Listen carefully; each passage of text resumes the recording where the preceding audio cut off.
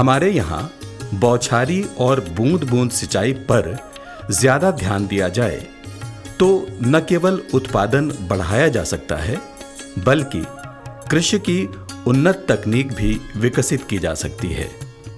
असमतल भूमि और ऊंचाई वाले क्षेत्रों में भी बौछारी प्रणाली से खेती की जा सकती है। इस तकनीक से श्रम की भी बचत होती है। बौछारों से पानी सीधे पौधों पर ही गिरता है। ऐसे में खरपतवार पर नियंत्रण रहता है। बीमारियों और कीड़े मकोड़ों की संभावनाएं कम रहती हैं। कृषि में इस तकनीक के उपयोग से फसल पैदावार एवं गुणवत्ता में वृद्धि के साथ उत्पादन लागत में भी कमी आती है। आज जब भूमिगत जल स्तर घटता जा रहा है, ऐसे में स्प्रिंकलर सिंचाई पद्धति प्रचलित होती जा रही है। सरकार स्प्रिंकलर सेट खरीद पर किसानों को छूट भी देती है। स्प्रिंकलर विधि से सिंचाई में पानी को छिड़काव के रूप में किया जाता है, जिससे पानी पौधों पर बारिश की बूंदों की तरह पड़ता है। स्प्रिंकलर विधि से सिंचाई से खेत में जलभराव नहीं होता है, मिट्टी में नमी बनी रहती है, सभी पौधों को एक समान पानी मिलता रहता है। इसमें भी सिंचाई के साथ ही उर्वरक, कीटनाशक आदि का भी छिड़काव हो जाता है। पानी की कमी वाले क्षेत्रों में ये विधि अत्यंत लाभदायक साबित हो रही है।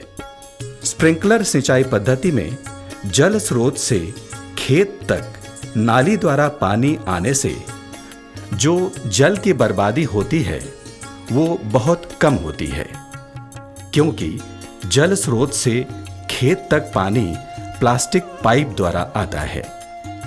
स्प्रिंकलर सिंचाई में पाइप में पानी दबाव के साथ पंप द्वारा भेजा जाता है, जिससे फसल पर फुहारे द्वारा छिड़काव होता है।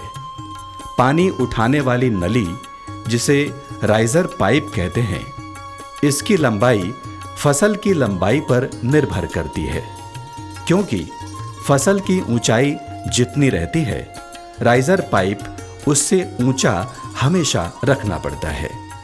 इसे सामान्यतः फसल की अधिकतम लंबाई के बराबर होना चाहिए।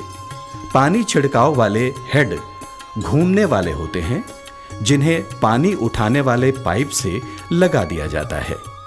पानी छिड़कने वाले यंत्र भूमि के पूरे क्षेत्रफल पर अर्थात फसल के ऊपर पानी छिड़कते रहते हैं। दबाव के कारण पानी का छिड़काव दूर दूर तक हो जाता है।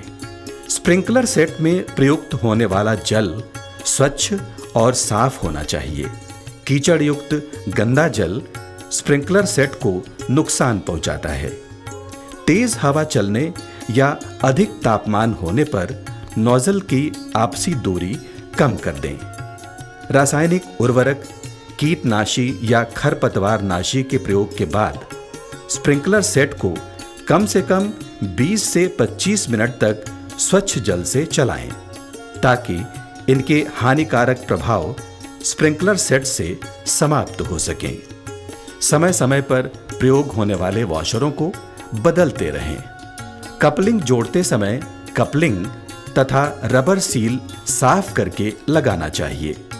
स्प्रिंकलर सेट को प्रयोग के बाद सूखे और सुरक्षित स्थान पर रखना चाहिए।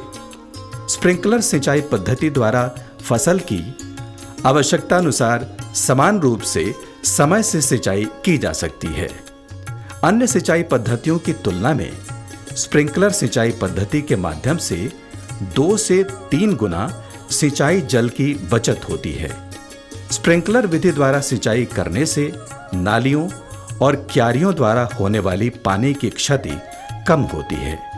इस विधि से सिंचाई करने पर मृदा में नमी का उपयुक्त स्तर बना रहता है। इससे फसल की वृद्धि, उपज और गुणवत्ता अच्छी रहती है।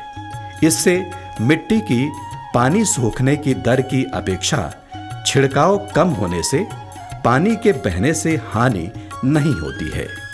स्प्रिंकलर सिंचाई पद्धति वास्तव में पानी की कमी वाले क्षेत्रों के लिए एक वरदान के रूप में है। पानी की कमी वाले क्षेत्रों के किसान स्प्रिंकलर सिंचाई पद्धति से सिंचाई करके फसल उत्पादकता बढ़ा सकते हैं। आज भूगर्भ जल के घटते स्तर को देखते हुए आवश्यकता इस बात की है कि पानी बहुल क्षेत्र के किसान भी इस पद्धति को अपनाएं। इस पद्धति से सिंचाई करने से जड़ों का विकास अच्छा होता है, क्योंकि भूमि में वायु, जल, ताप का संचार अच्छा होता है। सूक्ष्म जीवाणुओं की संख्या में भी वृद्धि होती है।